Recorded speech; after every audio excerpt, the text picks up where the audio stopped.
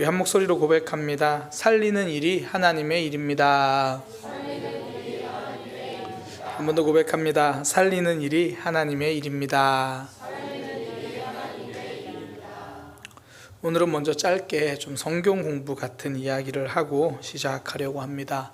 성경을 보다 보면 괄호가 등장합니다. 둥근 모양의 이렇게 소괄호가 있고요. 또 네모난 모양의 대괄호가 있습니다. 오늘 본문은 7장 53절부터 8장 11절까지 이렇게 대괄호로 되어 있습니다. 여기뿐 아니라 예를 들어 마가복음 16장 9절부터 마지막 20절까지도 이렇게 네모난 대괄호로 이렇게 되어 있어요. 소괄호 안에 들어있는 말은 원래 처음 기록될 때부터 있었던 말입니다. 그런데 이 대괄호 안에 있는 내용은요, 요한이 처음 기록할 때는 기록하지 않은 내용입니다. 요한은 기록하지 않았지만 그의 제자들과 예수님을 믿는 이들이 이 말씀이나 사건도 중요하다고 생각해서 추가로 기록한 내용입니다. 현재 우리는 이 모든 추가 내용까지 하나님께서 우리에게 하나님의 말씀인 성경으로 주셨음을 믿습니다. 그래서 이제 그 내용까지 다 기록되어 있거든요. 어떤 목사님들은 굳이 다른 말씀도 많은데 꼭 그렇게 대괄호 안에 있는 말씀까지 전해야 하는가, 이건 어쨌든 요한이 처음에 기록하진 않았잖아, 그러면서 그 내용은 설교하지 않으시는 분도 있습니다. 저는 예수님께서 요한 이후에 다시 그러니까 저는 하나님께서 요한 이후에 다시 첨가시켜 주신 그 이유가 있다고 생각을 합니다. 예를 들어 밥 먹는 도중에 어머니가 이것도 먹어보라면서 냉장고에서 중간에 꺼내주는 음식도 다 이유가 있잖아요. 하나라도 더 주고 싶은 마음이죠. 처음 기록할 당시에는 없었지만 후대에 첨가된 말씀, 그것까지 우리에게 주시려는 하나님의 마음, 그 속에서 깨달아지는 하나님이 있다라는 거죠. 오늘 본문도 그렇습니다. 하나님이 사람을 얼마나 사랑하시는지, 어떻게 생각하시는지 그 마음이 오늘 본문에 잘 나타나 있습니다.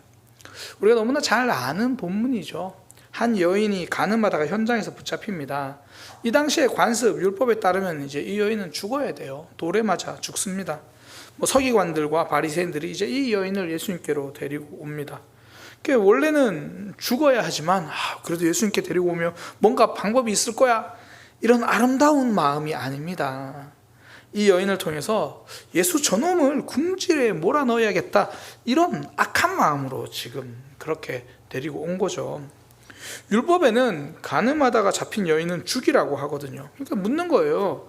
율법에는 간음하다가 잡힌 여인을 죽이라고 하는데 어떻게 할까요? 이게요, 참 애매한 게, 죽이지 말라고 하면 율법을 무시하는 사람이 되는 거죠.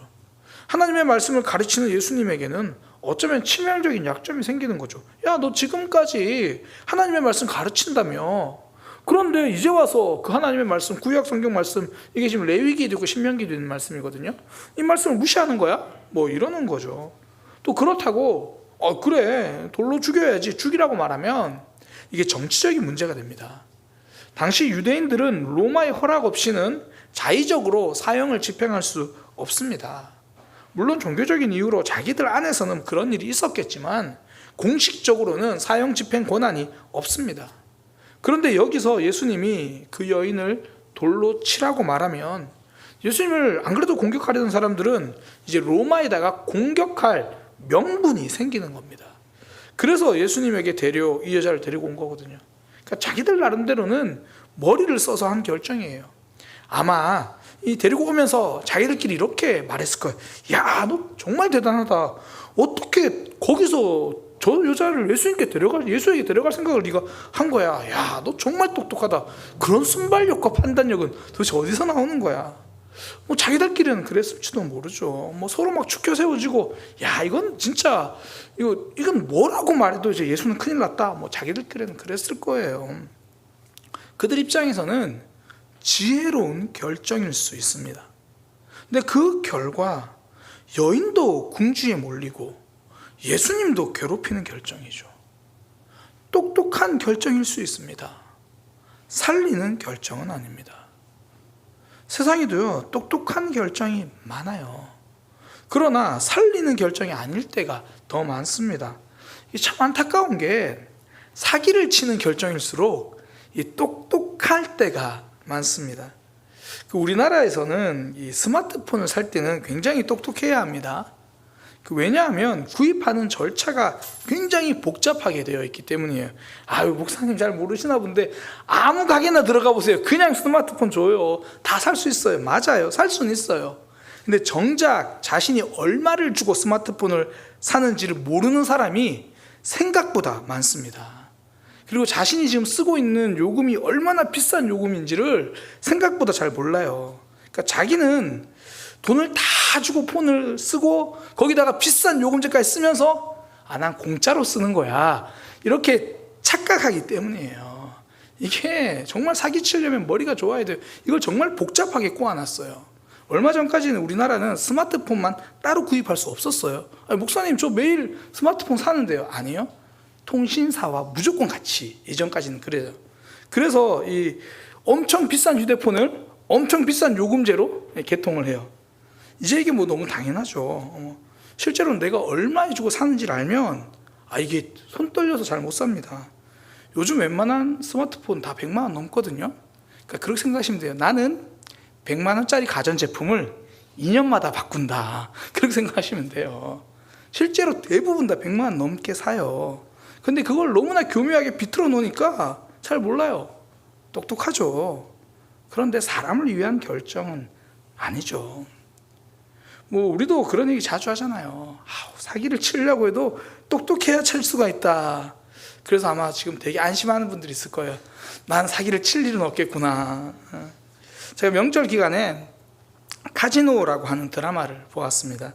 거기에 보니까 우리나라에서 이제 카지노 게임을 할 수 있게 만들었더라고요. 돈을 가지고 하진 않아요. 그냥 게임인 것처럼, 보드 게임인 것처럼 그래서 칩만 가지고 해요. 그리고 끝나고 돈도 안 줘요. 상품권을 자기들끼리 만들어서 줘요. 그러면 그 상품권을 가지고 옆에 가면 그 상품권을 가지고 이 물건으로 바꿔줘요. 그럼 또 그 물건을 가지고 또 딴 데를 가면 그 물건을 돈으로 바꿔줘요. 그래서 법적으로는 아무런 문제가 없이 합법적으로 만들어 놨다는 거죠. 분명히 불법인데 똑똑하게 머리를 쓰니까 법을 다 피해버려요. 제가 지금 사기꾼들 이야기를 하려고 하는 게 아니고요, 우리 일상에서도 그렇습니다. 나름 합리적인 결정을 합니다. 똑똑한 대안과 결정을 합니다. 그런데 그것이 다른 사람을 살리는 결정과는 별개일 때가 있다는 거예요. 다 맞는 말인데 참 아픈 말일 때도 있고, 합리적인 결정인데 기다려주지 못하는 결정일 때도 있습니다. 예수님은 달랐죠. 예수님은 그 여인을 살려주시는 결정을 해요. 너희 중에 죄 없는 자가 먼저 돌로 치라. 이 한마디에 아무도 나서지 못하죠. 예수님 이 말씀을 하시고 몸을 굽혀서 땅에 손가락으로 뭔가 쓰셨다고 하는데, 전통적으로는 이게 그 사람들의, 모인 사람들의 죄를 쓰셨다고 보통 그렇게 이야기를 합니다. 그런 예수님의 모습을 보면서 누구도 선뜻 나서지를 못하는 거예요. 점점 사람들이 물러납니다. 결국 그 여인과 예수님만 남죠. 그리고 예수님이 하신 말씀, 나도 너를 정죄하지 않겠다. 그러면서 덧붙이죠. 다시는 죄를 범하지 말라. 용서해 주신 것이지 죄가 없다고 하신 건 아닙니다.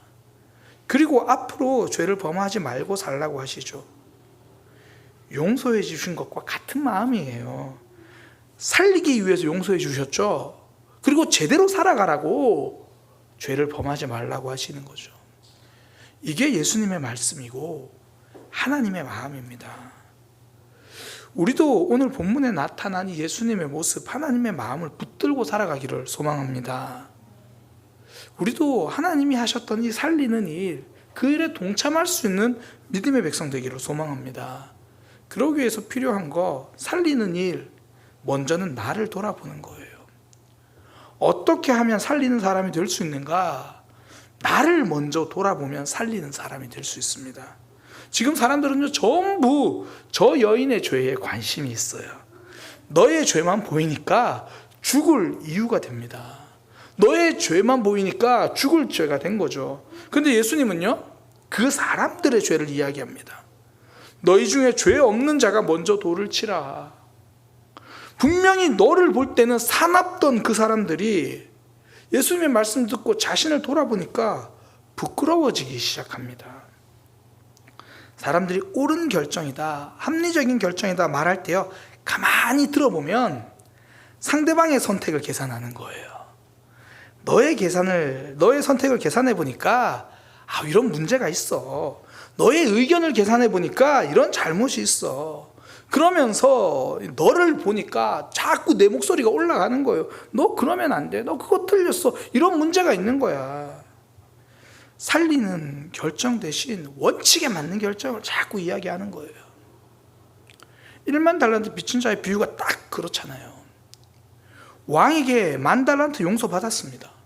그런데 길을 가다가 자신에게 100데나리온 빚진 자를 만났어요. 돈을 빌려줬으니까 받는 게 맞죠. 받아야죠. 합리적입니다. 그런데 상대방이 갚지를 못해요. 그래서 소송해서 감옥에 넣어버렸어요. 갚을 때까지 못 나온다. 이 사람 말 어디 하나 틀린 거 없어요. 다 맞는 말입니다. 근데 하나 잊은 게 있죠. 자신의 모습이에요. 내가 지금 얼마나 큰 빚을 탕감받았는지를 잊었습니다. 그 1만 달란트, 제가 예전에 훈련학교 할 때 계산해봤던 기억이 나는데 오늘 다시 계산해봤어요. 어렵더라고요. 이 금이 37kg 정도라고 그래요. 1달란트가 1만 달란트 말고 1달란트가 37kg를 금일 시세로 해보니까 9천만 원이에요. 1kg가 37kg 말고 1kg가 9천만 원. 근데 37kg 그리고 포기했어요. 계산하다가. 자기는 이걸 용서받은 거예요.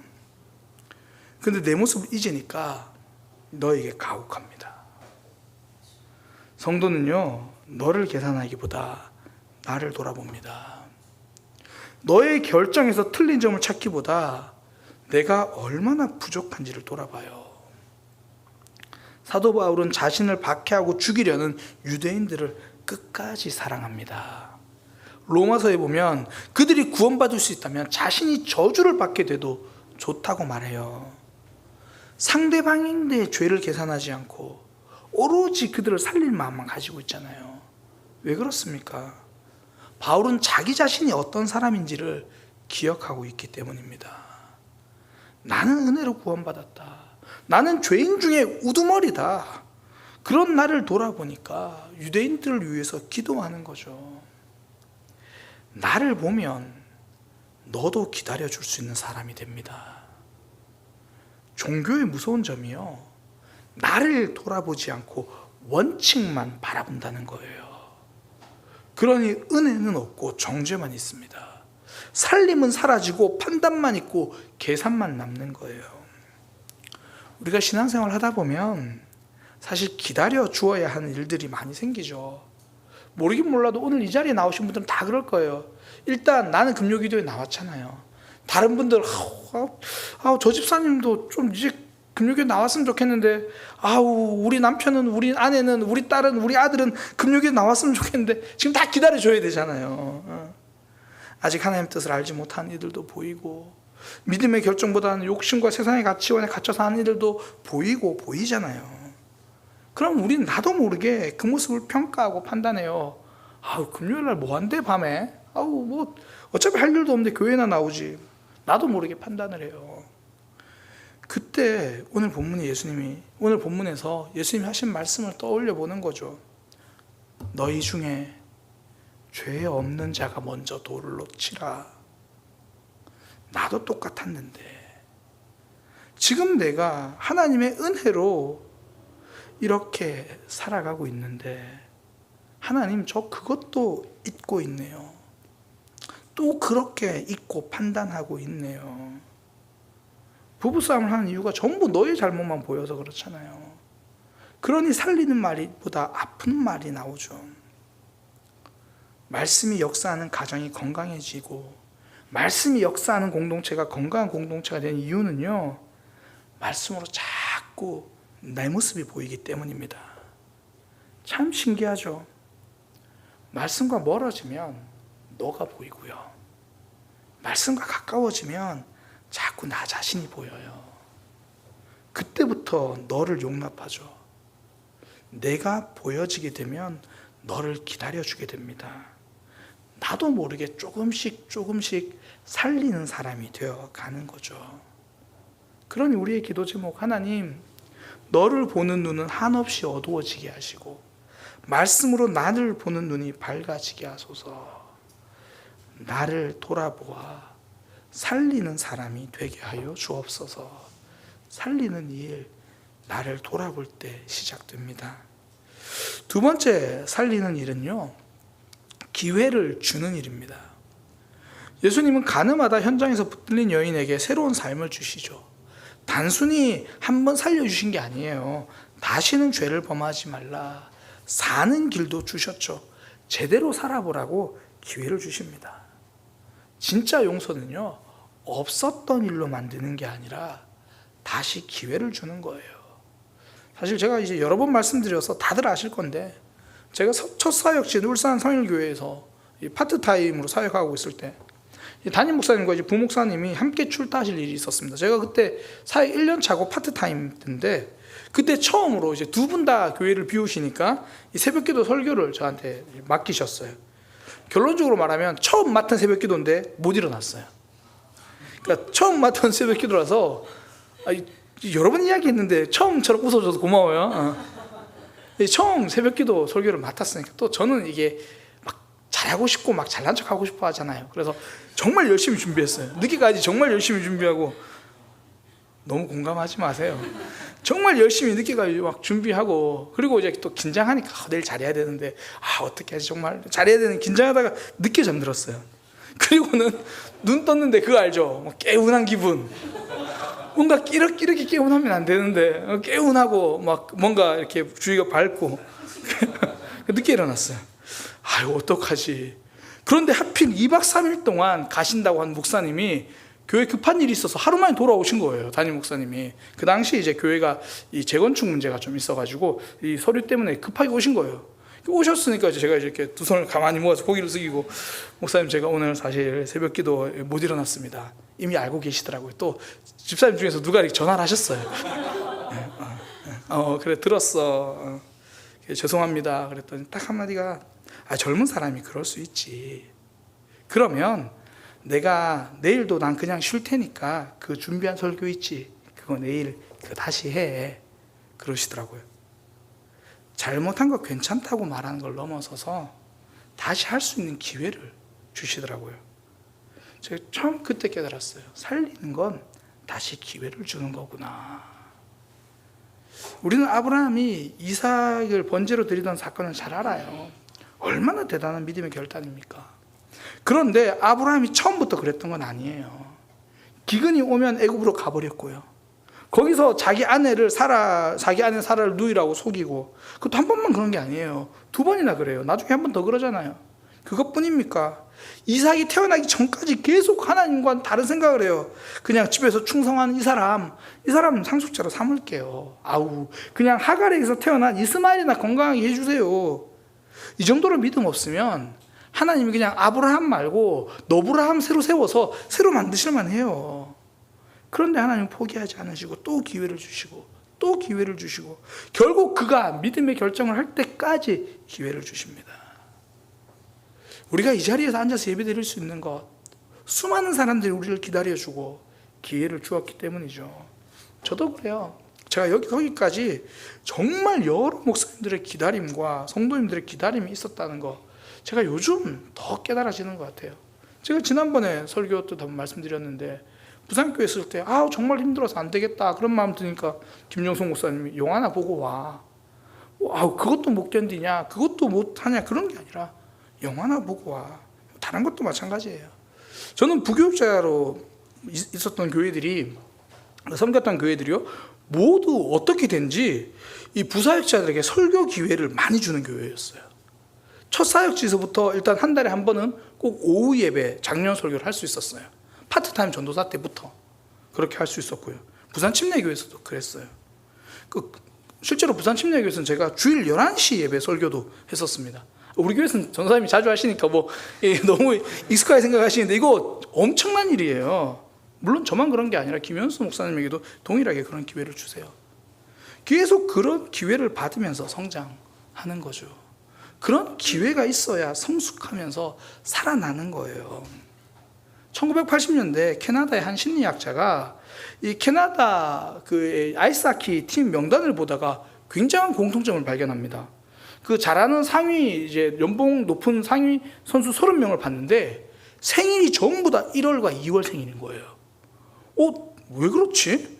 그래가지고 신기해가지고 이제 하키팀들, 프로 하키팀들 다 조사해봤는데 그 프로 주전으로 뛴 선수들의 50% 절반이 1, 2월, 가끔 3월, 다 1, 2, 3월에 다 모여있더라는 거예요. 이게 왜 그런가?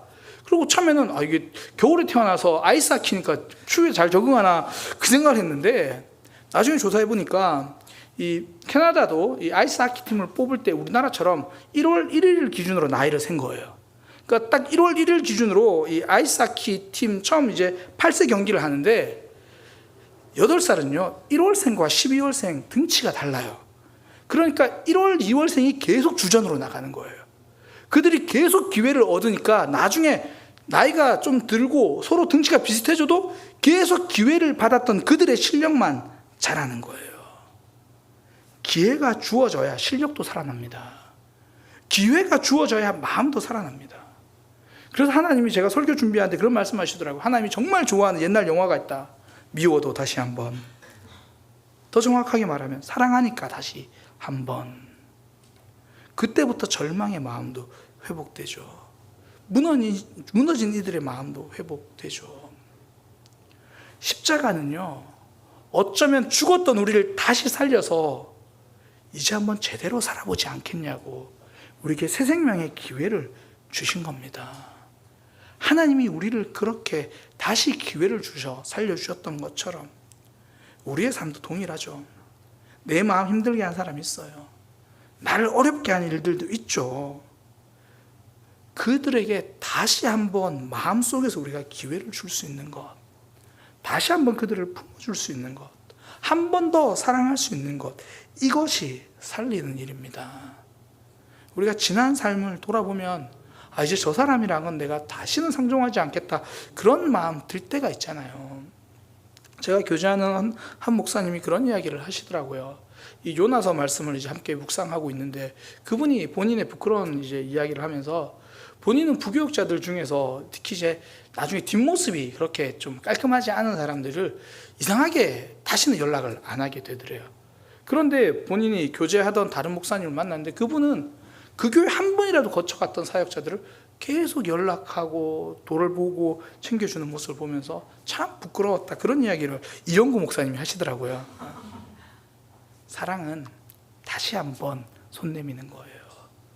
다시 한번 품어주는 거고 다시 한번 내 마음속에서 마음을 열어주는 거죠. 하나님이 우리에게 그렇게 하셨습니다. 그러니 우리도 하나님을 닮아 그렇게 할 수 있습니다. 성령 하나님 우리 안에 계시는 거거든요.